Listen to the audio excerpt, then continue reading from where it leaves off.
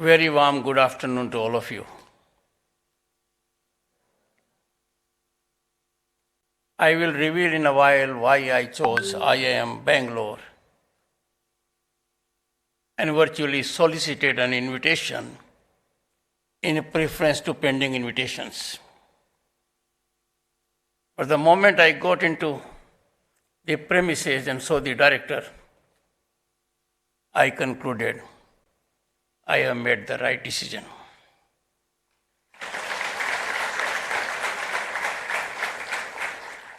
Shri Gehlot ji, Honorable Governor of Karnataka, a very modest man, very simple man. But when you go through his profile, how many times in the state legislature?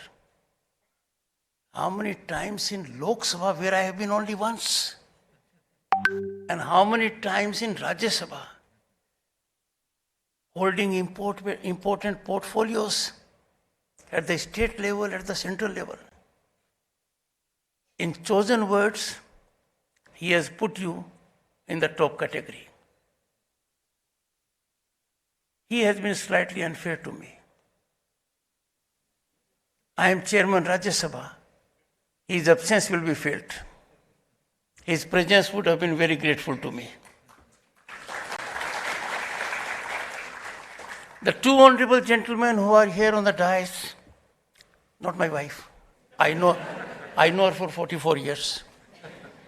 And mind you, I have been telling quite often to people at large, पंगा मत लो, बहुत trend आदमी हूँ, इसको face किया हुआ है. Dr. Devi Prasad Shetty and Professor Rishikesh T. Krishnan. I do not know them personally, but I know of them enough to reflect. And I can tell you, you are under the command of very tough people. I got the taste of it. Within 3 minutes of my landing at the premises, the director gave me homework. But I need to caution the director that I am not the one who leaves homework without being reciprocated. I would leave homework for all of you before I leave. Let me reveal, after greeting the distinguished faculty and enormous talent that is present in this house that will shape India. The taste of the pudding lies in eating. I thought, a chairman Rajya Sabha, I must make some difference. You make difference how? You make difference through human resource. We already have a team in the Rajya Sabha which is 1,400 plus. My efforts yielded some fruits. And we were lucky to have a secretary in Rajya Sabha, 1991 batch IAS officer, alumni of IIM Bangalore. Rajit Punhami. I'm sure he will feel embarrassed and he's not prepared for it, but he has made difference. He has made a massive difference in my outlook in dealing with the affairs of Rajya Sabha. And the difference is qualitatively very productive. I thought, therefore, I will solicit an invitation and express my deep sense of gratitude to this institute, whose benefit the upper house, the Council of States, the Rajya Sabha is enormously getting. Friends, the chairman, the director and the honorable speaker, honorable governor, have spoken enough about the institution and you know about it more than I do. It's too well known. I would therefore share some thoughts with you. I am one of you. Why? I am product of education. I was in a small village that didn't have electricity, didn't have road, had nothing. I was lucky to get a scholarship when I was in class 5 to Saint School Chittorgarh, and that changed my life. Quality education. Then, those were the days when we didn't have Amul butter. We had Polson. I'm sure seniors would recollect Polson. I was so attached to my teachers that whenever I would talk to a teacher, the students behind will low voice say, Polson, Polson, Polson. That explains why I was topper of the class all throughout. And Mr. Director, one of the pains I ever suffered was what will happen if I didn't come number one. I have come to tell you the truth now. Nothing would have happened. I suffered that pain, that tension, that stress, that heavens will fall which they have never fallen. Historically, heavens have never fallen, and this expression gets into our ears quite often. If I had not suffered that tension and stress of being at number one academically, I would have had little more time to develop my other faculties. And perhaps I would have been in this seat much earlier. So my one piece of advice based on my experience is, have no tension, have no stress, and never fear to make a mistake. The moment you fear making a mistake, you will not be enterprising. Historically, if you analyze all developments that have shaped good things in society and humanity, it was never the first attempt. The only first attempt which in my life I have greatly benefited of the success was saying yes to my wife. And mind you, what could be a more high-risk decision than that? To have a wife who is more educated than you are. So have no tension, no stress. Secondly, the greatest injustice we can inflict on humanity is to have a brilliant idea, but not to speak about it. And second is, have a brilliant idea, speak about it, but not execute it. Now look at our Prime Minister. A new parliament will be there in 2 years. It is on schedule. Could you ever imagine? The existing parliament building took decades. It occurred to the Honorable Prime Minister, we need to have a new parliament. It has come up. Thought big, executed big. I was elected to parliament in 89. I was a union minister also. In 89, what I had in my power? Two things. One, 50 gas connections I could give to anyone. Imagine the power of a parliamentarian then, of the largest and mother of democracy, that he took great pride. 50 gas connections in a year he could give to anyone. And 50 telephone connections. No one wants their telephone connections any longer. They were very expensive, very difficult to come by then. Now look at the present dispensation. 170 million gas connections given free to those households that need it. Isn't it mind-boggling? It is. Executed. Why, in your own times, my young friends, COVID, I was governor of the state of West Bengal, a tough state. You know it? And COVID came. Of course, on the lighter side, it was stated that it is because I was governor of West Bengal. But then that I suffered also for many of the cyclones that normally come to the eastern coast of the country. So COVID, the Prime Minister took 3 steps. One, people's curfew. It was the earliest, most innovative mechanism. As governor, I was part of it. Some people ridiculed it. What is this? Where has he got this crazy idea from? But then, in retrospect, it was world's most significant public awareness program. Without coercive mechanism of the state, without regulatory regime of the state coming into force, the people came forward.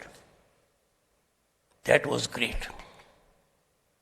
He made us aware we have a danger coming. COVID, pandemic, non-discriminatory, impacted the humanity. He thought innovation could be the only way out. It was ridiculed. First, there is no COVID. Reflect now, because young minds, you are here. You are the future. You have to take this country on your shoulders. You are warriors of 2047. What India will be in 2047 will be determined by your efforts. So take note of it. First reaction was, where is the COVID? It's all politics. But COVID did come. After COVID came, why don't you get vaccines from outside? Why do you engage in innovation? Now, it will be foolhardy not to believe in your wisdom, your talent, and to subscribe to the talent of someone else. They said, no, this vaccine wouldn't succeed. There is another vaccine. And that vaccine is getting a good hit. You know it. Good hit globally. Ultimately, where are we? The world is looking at us. How could 1.4 billion people deal with COVID? How could you give 220 crore doses and all digitally mapped? No country in the world has been able to do it. When I make my first visit abroad in Phnom Penh, I took a slight snapshot. I may have ceased to be a lawyer by virtue of constitutional office, but the traits normally are not that dormant. They do surface sometimes, unwittingly. I said, in my country, the leadership did not care for paper industry. The person looking at me was slightly surprised. What does that mean? I said, paper industry would have thrived if our certificates were to be on paper. 220 crore certificates to be traded on paper several times. Paper industry was bound to prosper. We didn't care for that. We cared for technology. So our COVID management is respected globally. And why? Because of the warriors. I was the one who was slightly said, oh, this governor so educated, a senior advocate of great reckoning, ये घंटी बजा रहा है Covid warriors के लिए.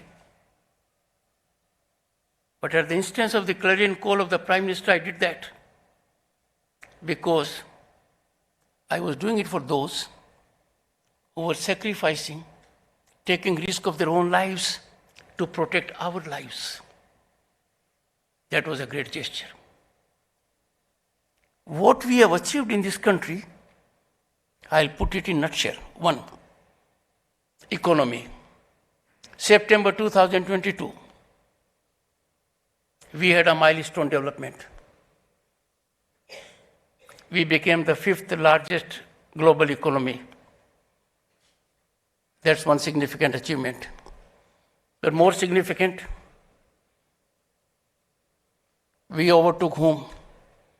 Our erstwhile colonial rulers. They ruled us for long. And I had the distinction of staying in that building at Rajbhavan, Kolkata, from where they ruled the longest. They were humbled. And trust me, and most of you are so well informed, more informed than I am, by turn of the decade, we'll be the third largest economy of the planet.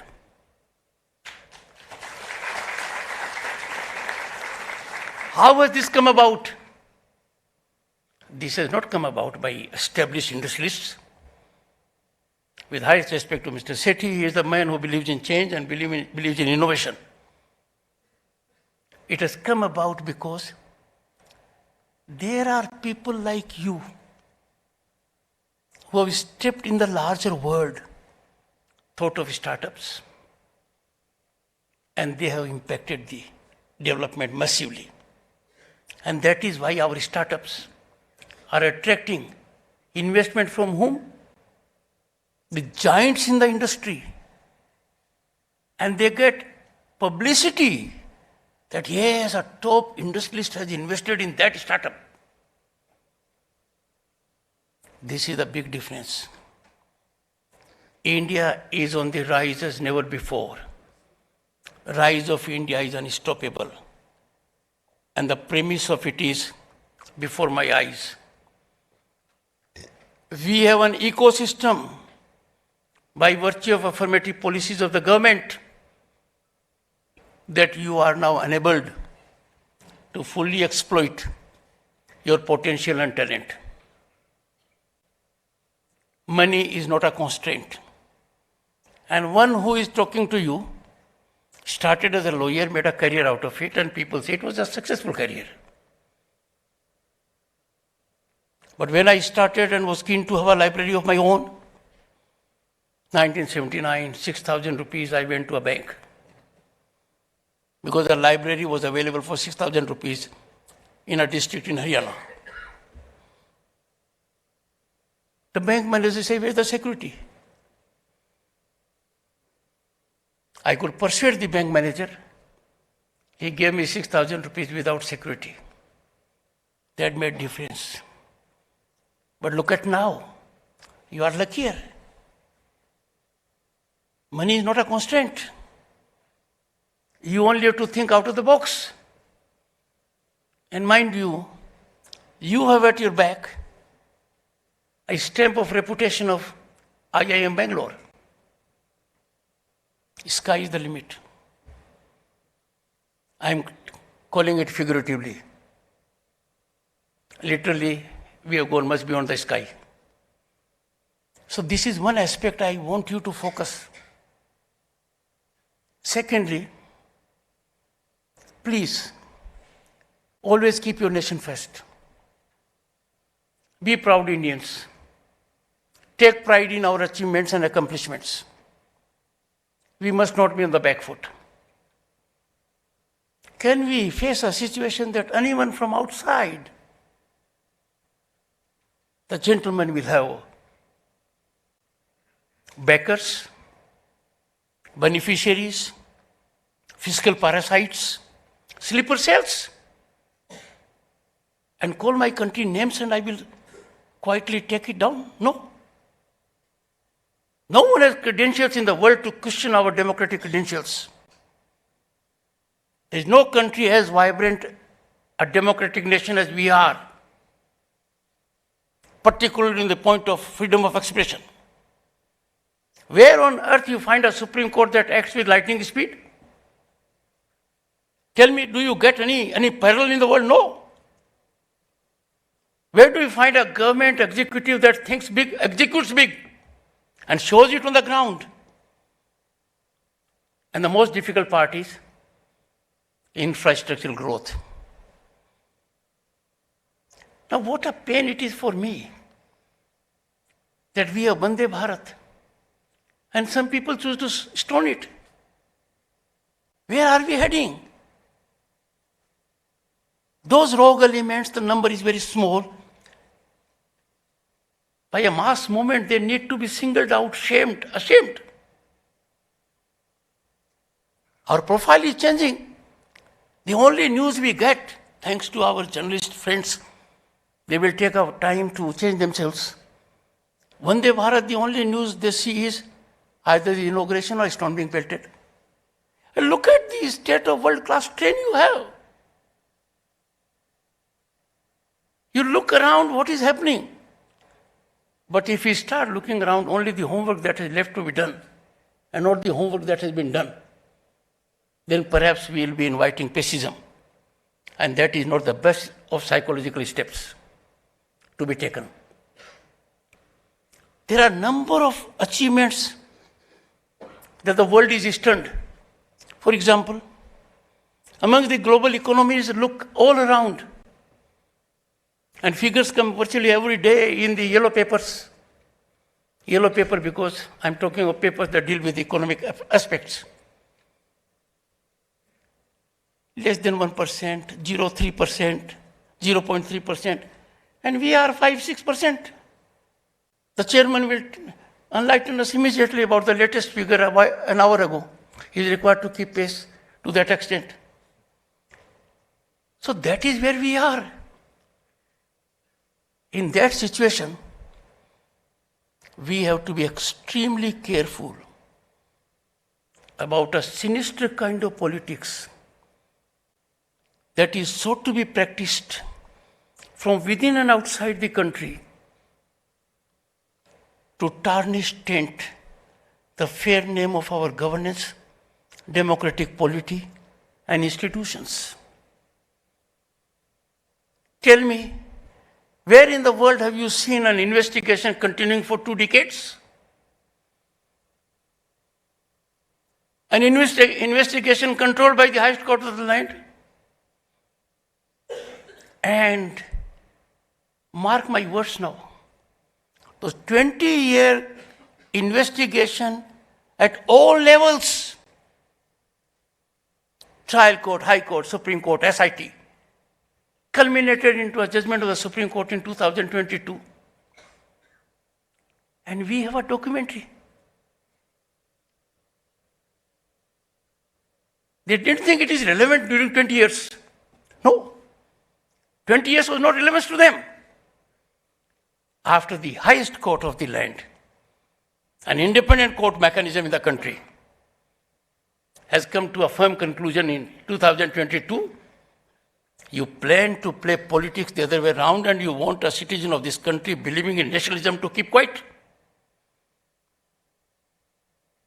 Can you really engage into such kind of floating of narratives? Can you dump information in this country which suits you and we will not be in a position to neutralize it? I'm sure the industrialist here knows why did we have anti-dumping?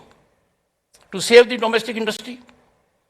Anti-dumping is a known mechanism in economics that a large industrial house in the world wants to nip in the bid growth of the sector in a particular country. They will dump. Maruti wouldn't have been a success if there could have been dumping of, let's say, 200,000 cars at the relevant time at a much lower price. Similarly, the dumping of information. We cannot countenance it. For example, in a simple word, I would say, a devil can't be allowed to take aid of scriptures. Because in doing so, you are challenging our intellect that we are totally hoodwinked by your exercise, which is sinister and aimed only to damage us. I want young minds to think about it. I want young minds to focus on it. There is one gentleman whose claim to fame is only he has some money. His second claim to fame is he uses that money. His third claim to fame is he has used this money successfully to take on certain institutions, banking or otherwise, or some countries. He forgets India is the mother of democracy, largest democracy. How dare he think about it, that this could be something which can click in this country? His backers, his beneficiaries, his fiscal parasites, as I said earlier, or his sleeper cells. We need a total exposure of that. No one believes in freedom of expression than I do, for the simple reason I am Chairman Rajya Sabha. It is my prime obligation to ensure that every member of Rajya Sabha gets full freedom of expression. Friends, our constitution guarantees it. Article 105 says, and I would want my young friends to understand it. It says, a member parliament, whatever he may say on the floor of the house, there can be no civil action. There can be no criminal action. He has full immunity. That's a great privilege. 140 crore people, even if they are hurt, one of them or many of them, about the statement of a member parliament made on the floor of the house, they are helpless. They cannot go to court because there is a constitutional immunity to them. Now, can I allow anyone under that garb to make any statement about you, about your institute, about an individual, about an industrial, about an industry, unverified, uncorroborated, being part of a slender campaign or otherwise, setting afloat a narrative? No. This immunity comes with a great responsibility, a deep sense of accountability. I cannot allow Rajya Sabha to be an akhada of free fall of information, allegations against anyone. Make your statement. You are entitled to make any statement, but authenticate it. Be responsible about it. Now, if I do that, we have some celebrated newspapers also. There are editorials. The vice president is gagging expression. I want you to think about it. Should I allow any allegation, uncorroborated, to ruin the reputation of the country, of an individual, of a sector, or an institution like yours? If someone says this institution is going down because the director is acting at the behest of someone else and some other agency is doing it, will I allow it? I would say, yes, authenticate. And if it doesn't authenticate, there's breach of privilege, which means the gentleman can lose his membership. I expected the media and the intelligentsia to understand my point of view. I, as chairman, have to balance the interest of 140 crore people and the enormous constitutional power given to the gentleman who holds the floor in the house. I will have to put it to you now, all of you. You are young, brilliant minds. We may not be around, some of us may not be around in 2047. But I have no doubt with your intellect, commitment and direction, India will be at peak. I therefore want you to activate your minds on one point. We had a constitution. Constituent Assembly dealt with divisive issues, contentious issues. Mind you, that time, for 3 years, there was not a single disturbance. There was not a single disruption. There was no shouting at all. There were no placards. No one came to the well. Now, if I tell as chairman Rajya Sabha to the member parliament, sir, let us not outrage the sublimity and essence of democracy. This is a temple of democracy. It is meant for what? Debate, dialogue, discussion, deliberation. Can I make it into an akhada of disruption and disturbance? No. Every minute in Rajya Sabha costs crores. Every penny is spent in your institution goes for national welfare. Every penny in Rajya Sabha should also go for national welfare. But what I find is, people take it as routine. कि आज house नहीं चला, disruption हो गया, नारेबाजी हो गई. अरे क्यों भाई? Why do you stop at that? Why should there be no naming and shaming of those who have brought about such kind of a dismal scenario, polluting our temples of democracy? And if you think, all of you, that I must allow everyone to disrupt the house, I salute and carry your command. But if you think otherwise, that the largest democracy deserves a more decorous handling of parliamentary affairs, productive time. And let me share one secret with you. Secret in this sense, not that secret, but you may not be aware of it. I was Parliamentary Affairs Minister in 1990. Governments are very happy if there is disruption in the House. Like the student who doesn't believe in studies is very happy if there is strike. Exactly, because they will not have to answer. They will not have to answer questions. They will not have to answer the debate. But I am not a stakeholder either with the government or the opposition. I represent you there. I am a stakeholder in your future. I look my own life, how I walked on feet for 6-7 kilometers to another village to go to a school. I therefore cannot abdicate my constitutional duties in the name of some people calling it that the chairman is acting in this fashion because they don't engage in due diligence or homework. But now my job is easy if I could convince you. If I could convince you, then you have power in your hands now to connect with everyone and generate an ecosystem of sharing of information. We don't want those people who disrupt House. We don't want those people who don't engage in debate, dialogue, discussion and deliberation in the temples of democracy. So my appeal to you is generate an ecosystem so that wholesome scenario gets promoted. I wouldn't take more time because I'll have to take questions. But I'll make one suggestion, both to the chairman and the director. Sir, alumni are spinal strength.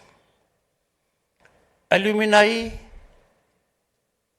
not only help the institution blossom, not only help the students of the institution find placements, not only they help carry the reputation of the institution outside, they also serve a larger national interest. So I have suggested that the culture of alumni now must start with all institutions. And the premier institutions must have a confederation of alumni.